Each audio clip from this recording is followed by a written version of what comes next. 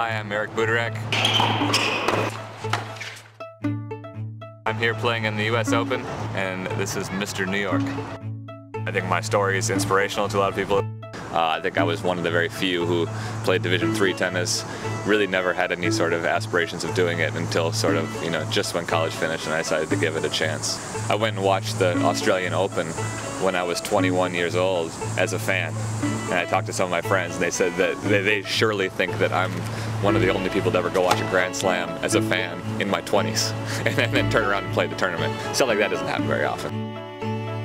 I took a real bold move when I finished college and just picked up all my stuff and moved to France. A friend who used to work for my father kind of guided me and said, hey, we're going to run around over here and play tournaments because there's such close proximity of different countries that you can play in. I started out in kind of the lowest of the low levels and literally sleeping on park benches or sleeping in cars and earning some points and moving up the rankings.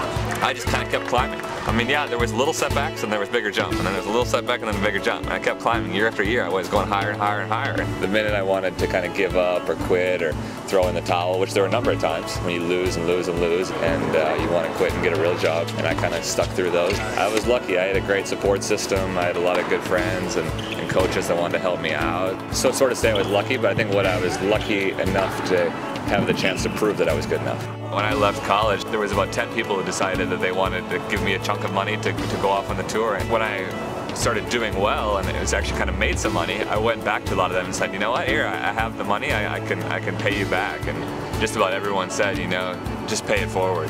But when someone else comes along in your life, in a situation like yours, help them out.